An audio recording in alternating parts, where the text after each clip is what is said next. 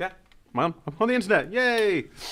Hello, everyone. Welcome to Adventurers Wanted. I am Chris, and I will be your dungeon master for the next hour. We are playing Dungeons and Dragons. Yay! Excitement, lovely, cult hobbies. Literally.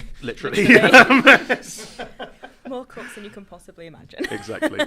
Before we get started, this hour's performance is a relaxed performance. That means there's a relaxed attitude to sound and movement in the audience. That is specifically because we want to the benefit of anyone who have difficulty being still and silent for an hour. But also, we're in hour 81 of hour 82. Thank you. We're in hour 82 of an ongoing adventure. So you guys come into a story 82 hours in. I will try and catch you up as best possible. Thank you. And explain what's going on. If at any point you from the audience are going, I don't know what's going on, I'm confused, please feel free to shout out. As I say, a relaxed attitude to sound and movements, so please do jump in with any questions. We're more than happy to answer them as we go along throughout the day. The lighting will stay exactly as it is at the moment, and there will be no loud sudden noises apart from our mic'd voices, and there is some background music as well. If for any reason you need to take a break, you can pop out through either of those two doors. There are Sweet company members out there wearing black T-shirts or red T-shirts with the Sweet logo across the front. They will be able to assist you with anything that you need, including getting back into the room if you want to, because the doors are on a key fob system. If you need help in the room, our stage manager Nemo is right there. Give us a little wave. Do grab their eye, give them a wave, let them know if you need anything, and they will happily assist you in the room as well. So, what are we doing? We're playing Dungeons & Dragons. I assume that the two of you have some knowledge, a little bit, yeah? Nods, excellent. Just in case, make sure we're on the same page. We are playing a fantasy role-playing game. The four people to my left and right are playing characters in a shared fantasy universe, and I play the shared fantasy universe, so I'll be dealing with everything they encounter, everyone they meet, all of the strange characters they have to deal with over the course of the next hour. And that's going to be me. They have character sheets, and that gives them special abilities. 9 times out of 10, they will be rolling a 20-sided dice. It's one of these. 1 is terrible, 20 is brilliant. So feel free to boo and or cheer, depending on how you feel about each given character. Or me. I roll 2. Before I dive too deeply into the story, probably a good idea for you to meet everyone and hear a bit about who their characters are and what they're doing. So starting on my right, please give your name, your pronouns, your character's name, their pronouns, and a little bit about them so that they are a bit more fleshed out when we start to meet them in story. For example, my name is Chris and I use he, him pronouns. Hello, I am Alex, and I play Arted Delendor, a wood elf paladin warlock. We are both he, him. Arted had a strange relationship with his goddess, Sehanin, goddess of the moon. They didn't get on very well. They get on even less well now that his mind has been taken over by an ancient evil, giving him lots of warlock spells. I've literally written Elf Palalock on my sheet. I like Warden. Warden. Sounds like Warden. I mean, that's just confusing. But yes, he is a 6 foot tall, handsome, hunking elf. Hunking? Yeah. Hunking. Is that like hunky and hulking combined? Yes. Lovely. Okay, I'll take it. Excellent. Like Johnny Bravo. Like That's never leaving my mind now. Vivek, fire away. Save me from Johnny Bravo references. Okay, my character's name is Martin Ingot. He, him pronouns. My name is Vivek, also he, him pronouns. My character, Markson, or Marx for short, is a barbarian who joined the revolution to seize the means of production, overthrow the bourgeoisie, and establish a truly just society from each according to their means and to each according to their needs. That might be a reference to something, I'm not sure, but... I felt like I needed something to add to the cross of 2 axes sign here, so I drew something up myself. Probably more fitting. I mean, good luck balancing it. Yeah, I mean, it's done its bit now, so I can put it away. Thank you, Vivek. Isla, far away. I'm Isla. I use she, her pronouns, and so does my character Kimmy. She is a halfling monk. But main speciality calligraphy. Still good at hitting stuff, but calligraphy is the main passion. Cool. I'm Emma. I'm playing Ezzy, who is she, her, as am I. Ezzy is a UNT sorcerer, so she's half snake. So she has black hair that sort of sits to one side and then an undercut, which is purple scales. They run all the way down the left side of her body. She was part of the other cults that we've met, that we're with a different cult. I'll explain in a second, don't worry.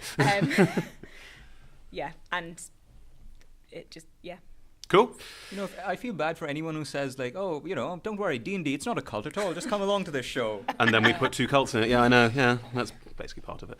Cool. So, as previously alluded to, we are currently with a cult. The cult wear yellow and white robes.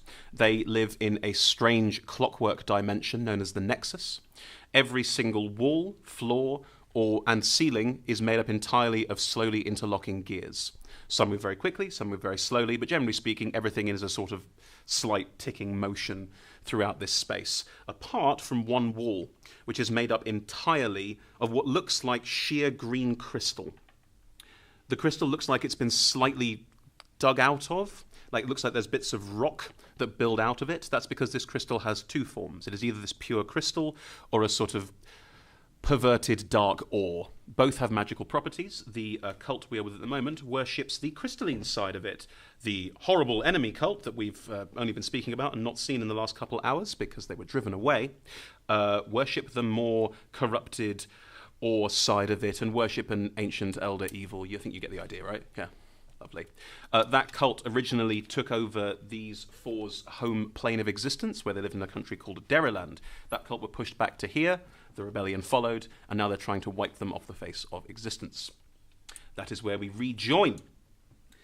Now, you were all talking to a man called Rust, who seems to run this cult, although others claim to run it as well, about his plans for purifying this crystal, which seems to be both your goal and the evil enemy cult's goal as well.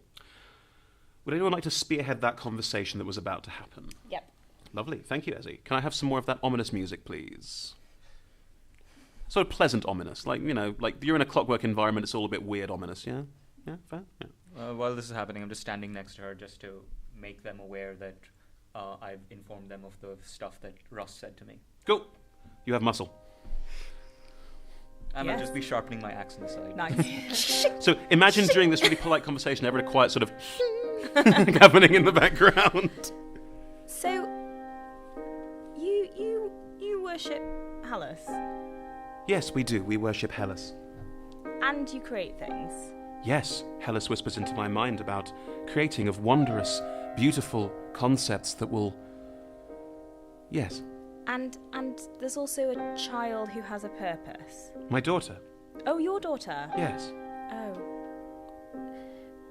She doesn't look like you take quite good enough care of her. I mean, I know, like, I was abandoned as a child because that's what snakes do, but you could probably, you know, clothe her better. Oh, I see. She is not a child in the traditional sense. Yeah. Carry on. She is a vessel. Myself and Paloma points at another cultist, sort of the back waist back and goes, "Hello." We had her at a time when we thought she would be incredibly useful for something. It turns out she wasn't. She might still be. It's a really terrible reason to have a child. From your point of view, yes, presumably. She is well cared for by the cult. She is not. Everyone seems to give her up at the time of day. We even brought her a cat. There is a cat here as well. Suddenly very pleased that I did not eat that cat. You tried to eat the cat? It is your prerogative. We have no concern for the cat. It is just a pet. Wait, you have no concerns about the cat? No, it is just a pet. Okay. You can tell a lot about a society by the way they treat their animals. Fascinating. What's the metal suit for? Oh, it is not a suit. It is an automaton. Hellas gave me the design and I built it, and it is marvellous. A 7-foot copper automaton stands next to the crystal wall, just looking ominous. Does it move? No, it does not. It is why we are currently struggling with our purification of the crystal. It is designed to be part of that purification process, but it is missing a couple of items. What is it missing? It is currently at this point missing an animating force, an engine, if you will, to place within it to make it move faster, or make it move at all, frankly. It is also missing some kind of memory bank or way to maintain thought in its head, and it also does not have that animating geas within the spirit of a living creature to make it move forward. So a heart, a brain, and a soul, basically. Uh-huh. Backing away slightly.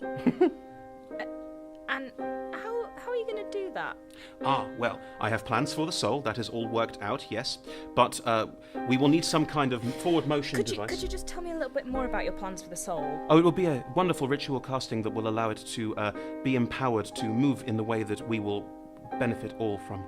Yes, but where will you get the soul from to empower it with? There are many members of our cult who would like to take on this role. How old are they? The ones who want to take on this role? He looks around the room. Oh, varying ages. Some are in their 70s, some are more around their 50s. The young ones I would not allow to go in at the first go. Maybe later. On the first. You're going to rotate souls in and out of the machine. There are a lot of people who want to give it a go, and I feel it would be rude to just let one person do it forever. Fair enough. Are these... But... Okay, so let me get this straight. You are going to have your workers give up their soul to run this machine that will do their work for them. No, their soul will become the machine. They will become the machine. They will become the machine. Okay. This may be a concept you're familiar with, Marx and... Yes, indeed it is. It is the alienation of labor and the dispossession of the workers of the fruit of their labor and everything. It's stuff That is absolutely correct. That is what I read too. What happens to the cat? Well, I don't think the cat will be operating the machine. If it is, something has gone horribly wrong. But at this point it is elementary, because without an engine to power it, it is simply a rather well-designed suit of, armour, basically. Where's the engine coming from then? Well, if you are willing to help us, I can have one of my people show you where we have found one, but not been able to retrieve it. I'm not sure I'm willing to help you. Well, that is your prerogative. Wait. Turns away. Wait. Grab him. Yep. I was speaking to Crisp about Hallis. Yes. Can you help me talk to them? Hellas chooses who she speaks to. I have no control over that. She spoke to all of us, which is why we are all here. Hellas is a positive influence. Hellas wants us to create as much as we possibly can.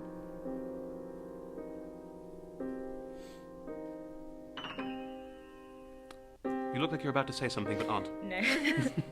Okay, I've got very bad deception here, so the play I was trying to go with was pretend that I've also heard her voice. Okay. Anyone with better deception than me want to try something like that, because -1 in the way I've been rolling today is probably going to be a liability. It would be me, but I can't, based on what I've just said. Go on, I'll Mark. try It's it your anyway. idea. You go for it, man. Yes, because I heard from Hellas as well. 10. 16. I don't think that's Hellas. Is it It not? might be. I don't know. Doesn't appear to be. Because I heard her voice telling me about needing to stop that other cult, and the depredations that they brought to our world will continue unless we stand up against them. You may have heard her voice. That is possible. Well, then you must help us purify this crystal. Certainly, let me know how I can help. Splendid. 1 second, please. He steps back and walks back with a woman with him.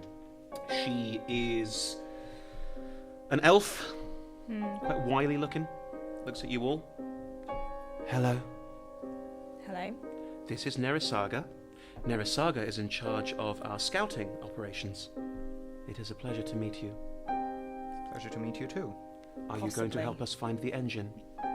Yes. Splendid. Follow me, please.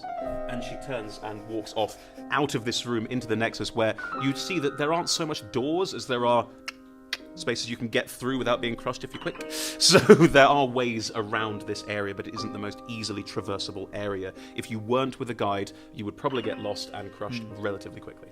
Okay. Can I, Kimmy, are you coming? Why not? In Halfling, yes, you really should. Okay. Roberta, there's some tech we're going to check out. We might need you and your know-how for this. I am not playing this hour, Yeah, so I'm not going to come with you. Yeah.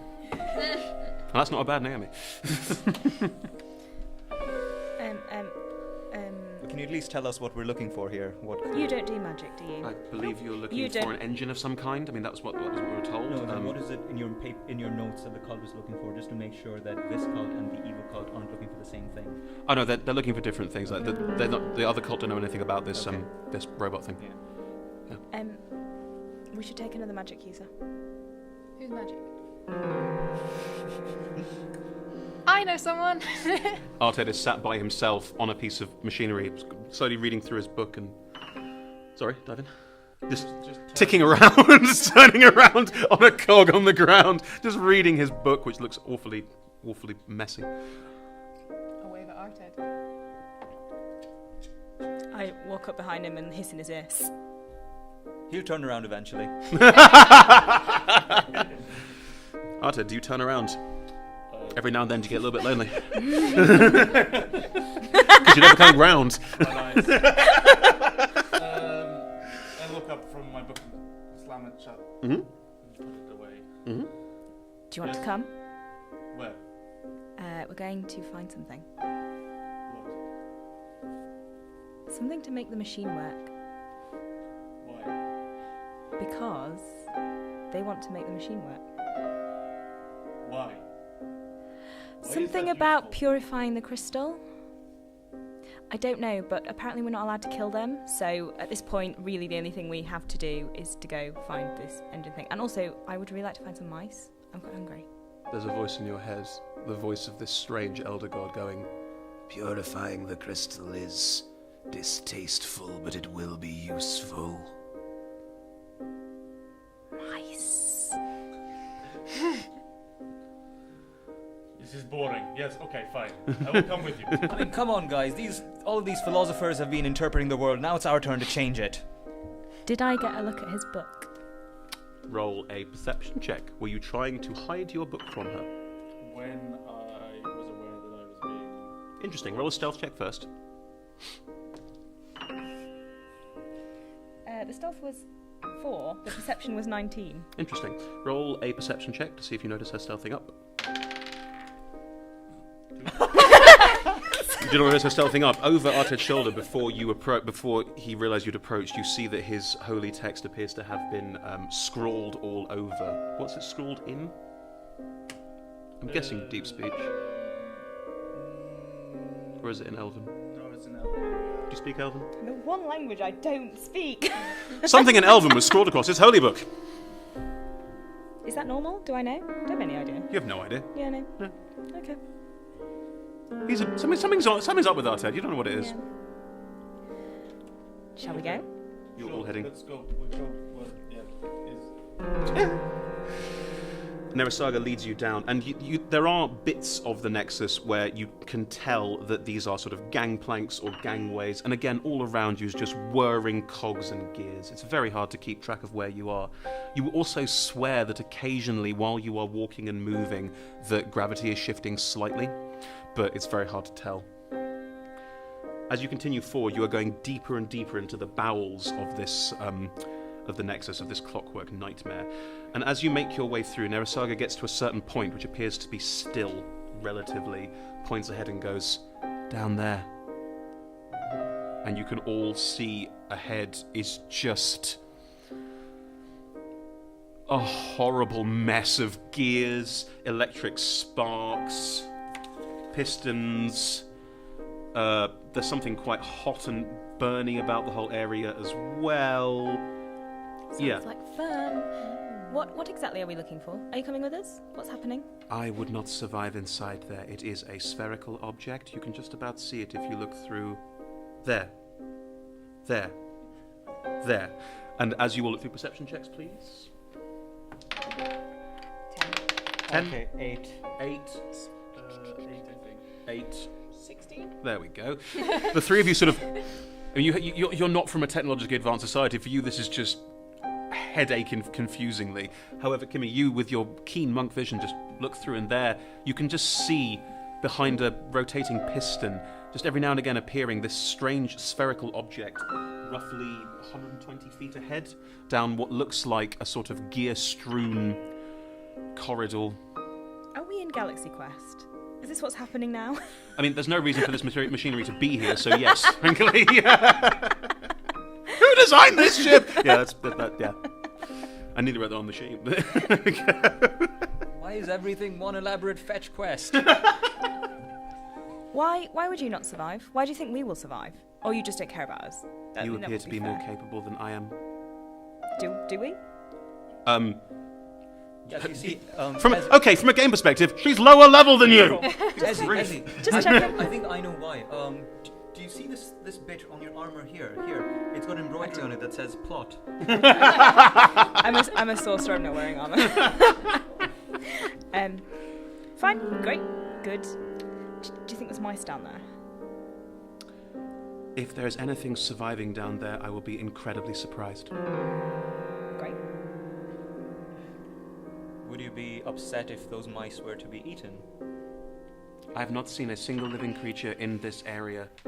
I would presume that there are no mice down there. God damn it.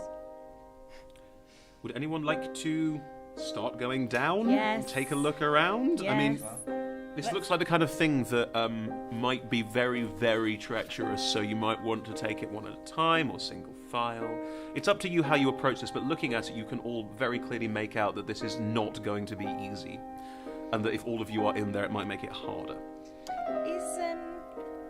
Is there anything that looks kind of dangerous that I could potentially shatter before we go down there? The first part here that you can see, what's the range on shatter? So I'll check. Shatter is a spell, it has specific ways of working. You're not looking at it. Shatter has a range of 60 feet, so you could get about halfway down this. The first bit ahead of you are just a bunch of gears that are rotating together quite quickly. You have to sort of edge your way between them. You could probably try and shatter some of them, but they are made of metal. Okay. Never mind, I'll save it for later. Okay. Do you look like you might be quite good at this. Yeah. I'll give it a go then. So it requires a lot of dexterity. It does. So, I mean, I've seen the thing. Yep. I'm just going to head towards it. Okay. Here we go. Can I have some slightly more like, oh my god, a trap music? It's a trap! It's a If I get stuck, will you help me, guys? Yeah. I'll go with her just to bail her out. You're going to go with her. Well, I'll just follow on right behind her, and so if she gets in trouble, I can come in and break whatever's trapping her. Excellent. I'm just going to wait and watch for a little bit. That's it. Just while we do all the work. Yeah. Yeah, I think Usual. he's gonna sit and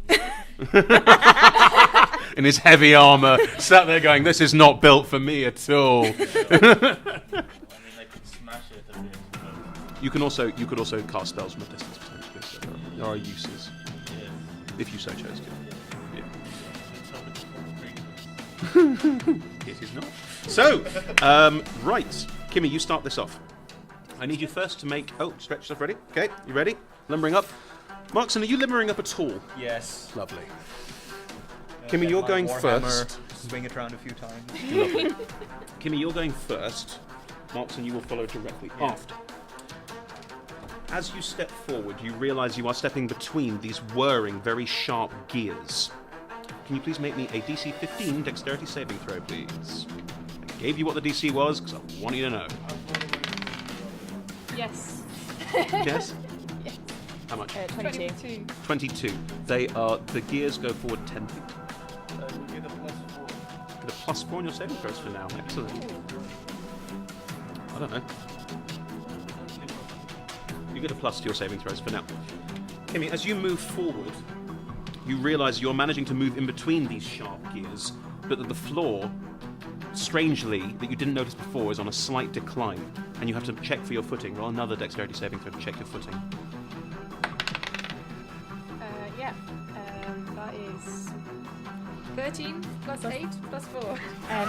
25. Thank you. 25. You also sure-footedly make your way down this slight incline while dodging these gears that are sort of going in and out of the this room. As you get to the bottom, you realise that there is an indentation in the floor, but as you leap onto it, it goes up and down. There is nothing above it, it is just a rotating piston, but if you had slipped, or if you had not been able to walk on this incline, you probably would have fallen into it. And then it would just have been... Yeah, exactly! Whoever designed this should die! Marks! Yes. Make a dexterity saving throw as you pass through the whirring gears. That's 11. Do I get a +4? If you're within 10 feet of me, yes. Yeah, so that's 15. 15. You manage to make your way down through these gears. They're sort of getting very close to your face, and you nearly fall over a few times because you can't quite judge how fast they're moving, but you do manage to make your way down. Roll me another dexterity saving throw to not fall down the decline. Bollocks. 9. Do I? No, 9. Unless I mean, you got the +4, didn't you? yes, you have to done. So 13. 13. As you get to the bottom of this, you realise, it's on a decline, but you do manage to hold your balance in ADC 10, and as you hold your balance on the way to the bottom, you too join Kimmy on this piston going up and down. Neither of you have fallen. You're both standing on this piston as it goes up and down. The floor ahead of you, every time the piston drops into the ground, electrifies, and then as it goes back up, and then it goes back up again, goes down again. It is this corridor. You can't really tell, but it looks very long, about 70 feet or so. Can we like monkey On the walls? Yeah. You can certainly try to. You could try and run and jump to clear the area, just an athletics check, or you can use a dexterity saving throw to try and hang on to the walls and therefore avoid this whole situation. It's entirely up to you. I'll read it. I've got decent enough athletics. You have to run and jump at the end. Yeah. Cool, you can't see the end. Just making that very clear to you. It's 70 feet away. It's quite a long way. Good You point. can't quite Yeah, see I'm what the gonna end is. climb. I'm gonna You climb. climb as well. Lovely. Let's make dexterity saving throws. You are now unfortunately out of the range of Arted's holy focus, whatever it's called. 10. 10! Oh! Oh no! Critical failure number 1. You both try and step up to the side of this long walkway, and as you do hold on to the sides, the walls are also still moving, and the pieces you're holding on to fall away as you both fall and land on the walkway as it zaps up into power. Hang on. There you go. You both take 10 points of electricity damage, of lightning damage, as it zaps you on the floor, and if you realise if you don't get up and move soon, it's going to do so again. What would you like to do? Can I do something in the meantime? Can I thunderstep myself and air onto the piston? Yeah, what's that? Yeah. You're on the piston. Oh, thanks for joining us, guys. Are you willing participant? You do have to be willing. Would you like Are to you come? willing? No. Don't want to come? Stupid. It's not a stupid As he idea. thunder steps onto the piston and is now on the piston, going up and down. Arted is still at the back behind where the rotating gears are. I'm drawing myself on the map because now you've all split up. And now you take damage, you idiot. Oh yeah, you take thunder damage from the thunder step. Roll it. It's a saving throw, isn't it? Con save, please.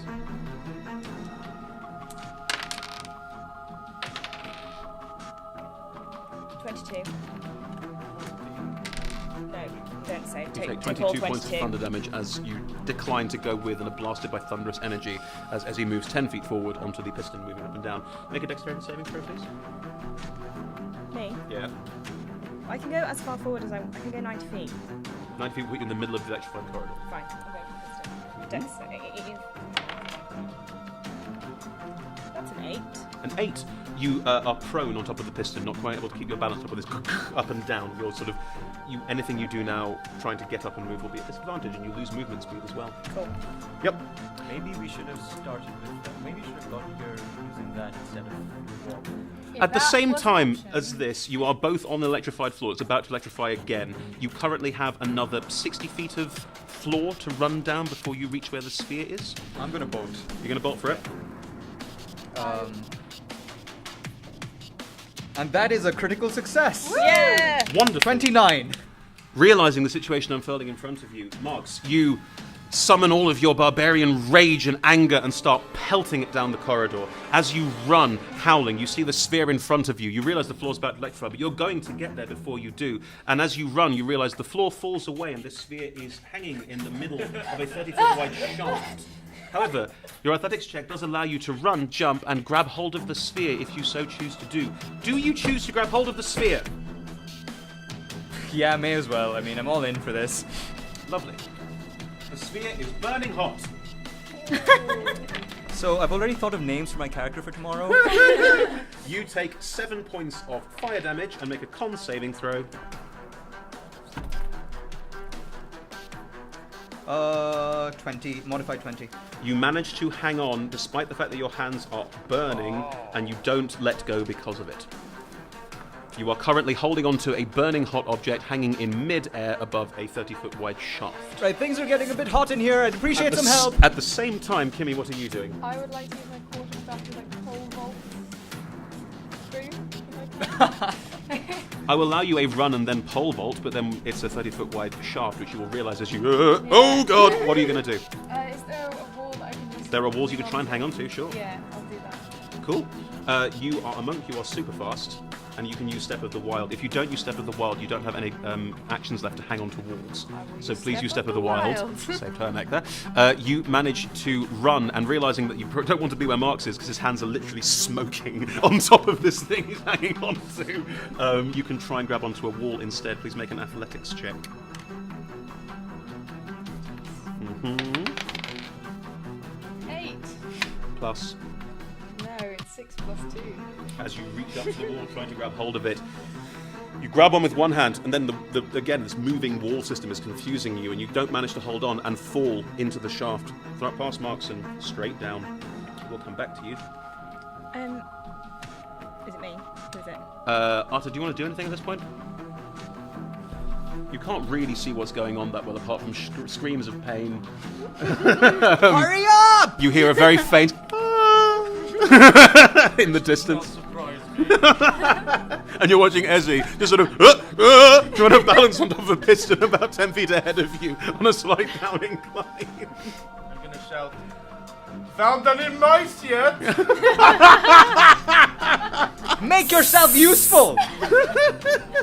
About 10 feet behind you, Nerasagi just says, "Yes, this is what I feared." Why are we doing this? Why? You need it. It's a fetch quest. You need the item. I'm sorry, that's what happens. They need the item. Which you need too. Plot reasons. Go on. What are you doing, Arted? Anything? Just watching and laughing? I mean, it's your call. I have nothing that is of any use to me, and I'm shite at dexterity. I tried to take you with me. This is me walking into a thing I cannot get in or out of. You could. There's nothing stopping you. Cast darkness? There is nothing stopping you attacking the walls. True. Then how will that help? You could break some of the gears at the beginning here. Maybe stop them being quite as dangerous. You could try and smash your way through. That is always an option in D&D. Okay, I will cast Maul. I will hit everything with my Maul. The gears in front of you, you can try and use your maul to try and crush or break some of them. Make an attack roll, please. An attack roll. Yep. That is 10. You impact the wall. It's a wall. Please roll damage. You can also use a bonus action to divine. You can use divine action to cast a smite spell, or you can divine smite. These are all options. Just make it roll some damage. 6 damage. 6. 2 rolls. Bang! The gear starts winding against the head of your maul, and you think you might be damaging it, so you pull it off. You haven't seemed to have done that much to it, if anything. That was Arted's turn. Ezzy, you want to do something? Yeah, can I cast Ray of Frost at the hot thing? What is the range on Ray of Frost? 60 feet? 60 feet. Oh no! How far away am I? 70 feet. Oh. Can I see somewhere to stand next to... no, there's nowhere to stand. I mean, I wrote Death Trap on my sheet. Is there anything I can do using meta magic to try and cast Ice Storm so it only gets the thing, not him? What meta magic options do you have? The only one I have is not using verbal or somatic. So you haven't made other meta magic choices. Sorcerers can choose different meta magic options Well, to technically adapt. I should have 2, but there's only one on my sheet, so... Okay.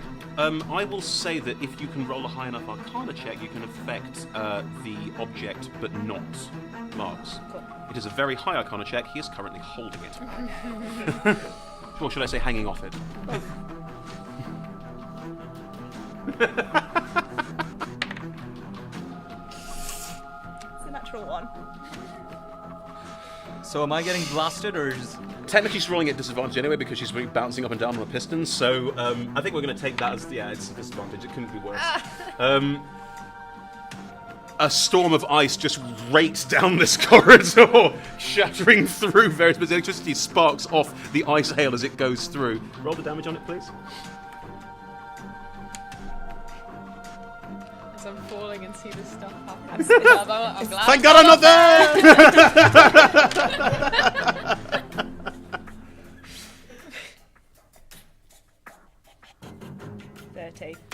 30. 3-0. Marks, you take 30 damage as a storm of hail and ice just blasts through you. Doesn't affect the thing you're holding at all, just hits you. What? It doesn't even hit the thing? No! Because I'm in front of it. You rolled a 1! But it falls from the sky. No, it blasted out this time, just to make my life easier, and because you tried to meta-magic it, that's what happened. Okay. Lovely. Marks, you are currently hanging on to a very hot object. What would you like to do? I'm gonna. Okay, so. Hang on, so, let's do this for safety effect. You take another 7 points of damage and roll me another con saving throw. Okay, Keep your con saving hold. throw of 9. It's really hot, and as you grab hold, it's too much pain. You let go and are now falling down the shaft. What would And you how like much to do? damage did I take? 7. What would you like to do? Actually, let's make our lives easy. The hailstorm distracted you and you fell. That's better. Okay, I wanted to start raging, so I would... I think that's totally fair. Yeah. But, yeah, fair enough. I'm gonna start raging, and what do I do now that I've finished falling? You are currently falling down a shaft. You cannot see the bottom. Kimmy is falling just below. You can just about see her. You could try and grab a wall, but otherwise not much else you can Yeah, do I'm apart gonna from try and falling grab a straight wall. down. Yeah, I'm gonna try and grab Make a an wall. athletics check with advantage. You are raging. Oh Okay. wait, I can float 10 feet up in the air, so I'm no longer at disadvantage. Correct. You are now floating above the piston. Okay, so that's 17 on the athletics check. Yeah. Excellent. As you fall, you manage to reach out, grab hold of the wall, and just because you're a barbarian, this is more fun. Instead of like, oh, I'm going to grab onto that ledge, you swing just my axe you just- into it? You swing your axe to it, just slide down the side, manage to slow your fall, and are now hanging off the wall. Kimmy, you are currently falling. Markson is falling just above you, but out of range because you're a halfling and you're freaking tiny. As you fall down, make a perception check.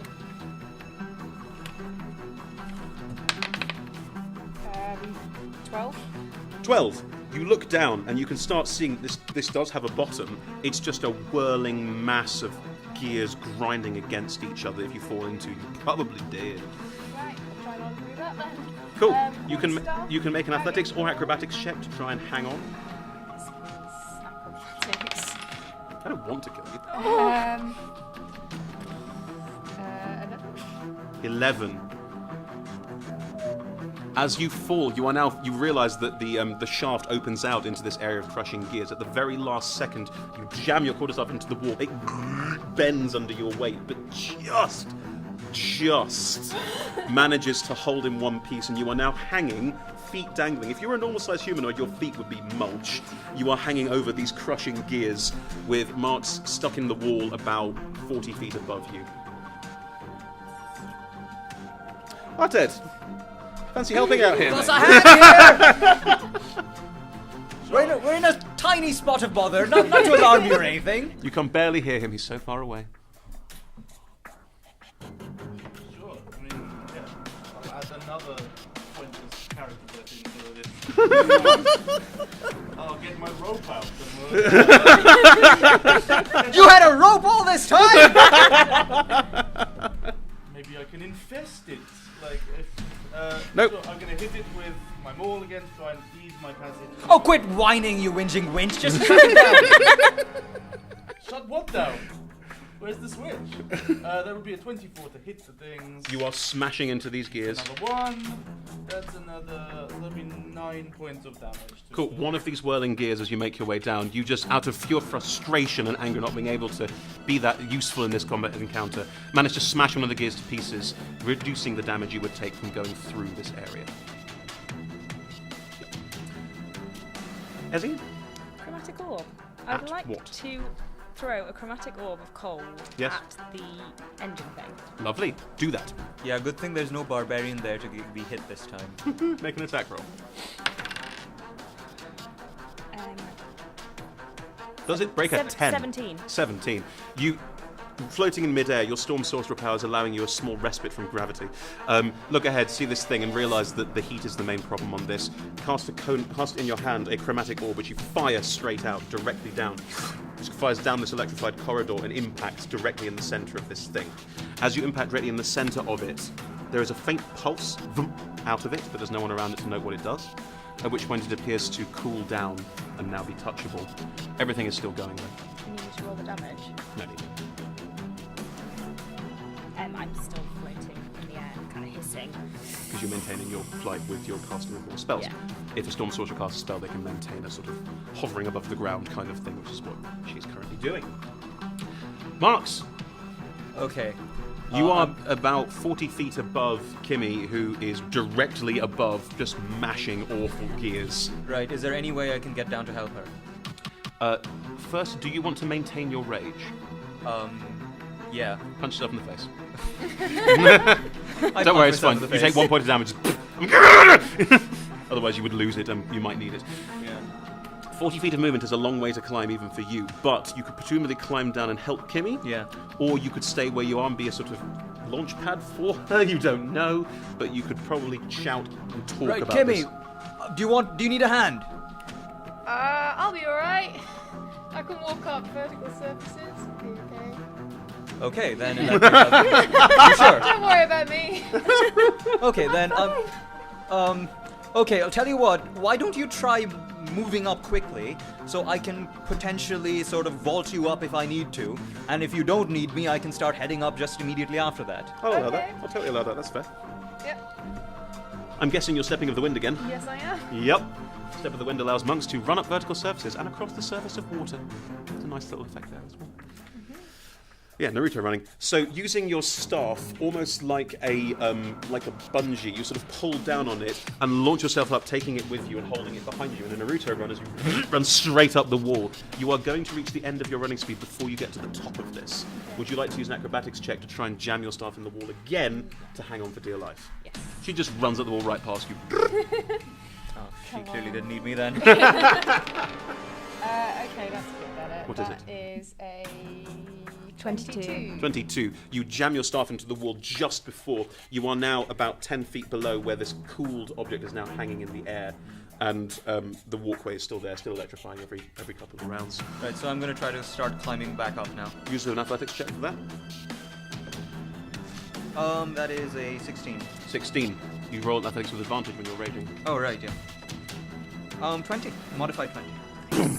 Using your axe basically as leverage, you smack into the wall, pull yourself up, smack into the wall, pull yourself up, and you are not as far up as Kimmy because monks are really fast, but you are making your way back up this shaft with relative ease, no chance of falling with a 20. Lovely. Can anyone see me? Nope. Oh, Nerasaga's still behind you. Yeah, we're thinking you're doing that. I just go ahead and have a lovely chat with Kanasaga and I say, so, what do you need this thing for? Why have you sent us to our deaths for this, It is not to your deaths. We thought you would be more able. Clearly they are. And now they're negging us. Than us. I apologise if that was... no, we took one look down that corridor and went, that is not something we can achieve. But then you Yes, very powerful I people know that turned up. feeling. I am experiencing it right now. But your allies seem to be doing... all right, I guess. Sure.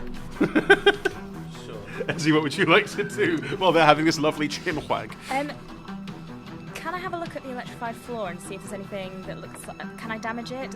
Is there any way... Can I see any Roll way? an investigation.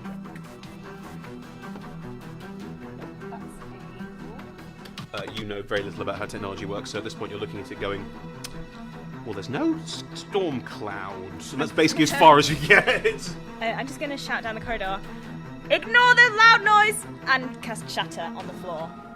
On the floor? Yeah. On the electrified floor? Yeah. Lovely. Can you make an attack? Well, Shadow's a saving throw, which the floor fails. Can you roll the damage, please?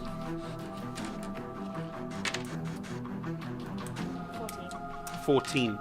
A section of the floor that you have cast Shatter on just twists and bends with this horrible magical, deafening magical thunderclap going through it. And as it does, some of the pieces within it seem to twist, bend, and break, and you appear to have damaged this floor and it is not sparking anymore.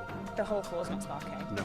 That's how electrical circuits work. I'm going to move forward. You can move forward on this, absolutely fine. And as you move forward, your two allies are also climbing up the shaft next to you. Because we're running out of time. Staying 10 feet in the air. That's fine. The floor's not electric anymore. Between the three of you, you will absolutely manage to climb your way back up, pull this thing out of the air, make your way back down the corridor and back through the gears to get out of this mess. And you now have the engine to power the copper suit of armor. Thanks for all your help, Aunt Ted. As you come back through, I say, "You're welcome," and you get 30 points of healing. Hey! And with that, we end this hour of Adventurers Wanted. Thank you ever so much for joining us. Hugely appreciated. Please do spread the word about the show on Twitter, Facebook, face-to-face with other humans. That's always good. We are on Twitter at Adventurers250, where our stage manager, Nemo, has been live tweeting this entire past hour, and they and our other stage manager, Naomi, have been live tweeting the entire show. So all 100 hours have a live tweeted backlog you can read through if reading's your thing. There's also GIFs and memes, so, you know, get on board with that.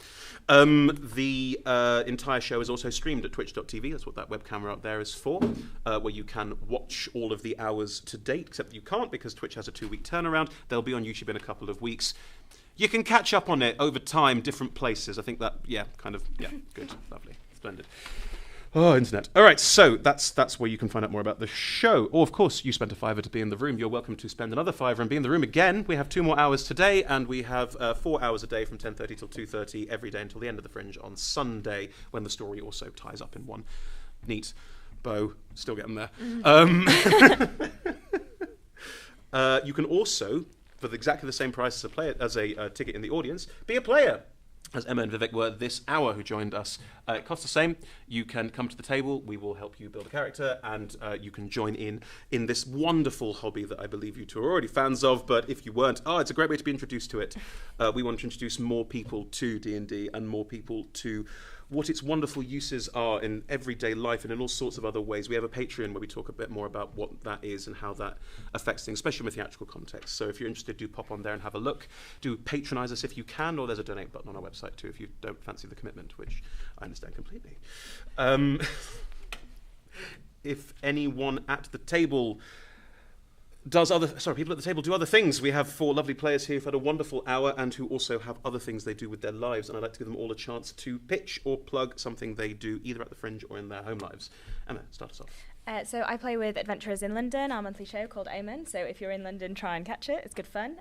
Also, I'm about to start a live play podcast, Curse of Strahd. So follow me on Twitter at Emma Arshid to find out more. Excellent. I am a sign language interpreter. So if you ever need a sign language interpreter...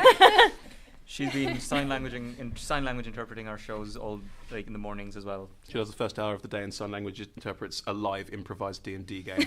It's crazy. So, yeah, undoubtedly very, very good at her job. I'm producing 5 shows at the Fringe this year. If you like this, please come and see Providence, The Shadow over Lovecraft, which is at Assembly Rooms on George Street at 5 p.m. through until Saturday. It is a comma. It is a comedy horror show about the story of H.P. Lovecraft and the stories of H.P. Lovecraft. It's very great, and you should go and see it. Please do. Yeah. Great show. Excellent. You'll love it. There's a Skyrim reference. Yeah, so my name is Vivek Santayana. I am a member of GIAS, the Grand Edinburgh Venturing Society. They're the tabletop role-playing game society at the University of Edinburgh. They do fantastic role-playing game events all throughout the year. Look them up. It's for both students and non-students as well. They also organize Compulsion, which is Scotland's biggest and oldest gaming convention. I'm actually wearing their t-shirt from Compulsion last year. Happens around Easter, so look them up closer to the time. I'm also a PhD student, and we're designing a tabletop role-playing game to disseminate some of the research in environmental ethics that I've been doing. So yeah, you can find more on that at vsnt.uk/RPG. That's Victor Sierra November Tango.uk/RPG. Right, lovely. Thank you very much, Vivek. Excellent. Thank you so much for joining us for this hour. We hope to see you again.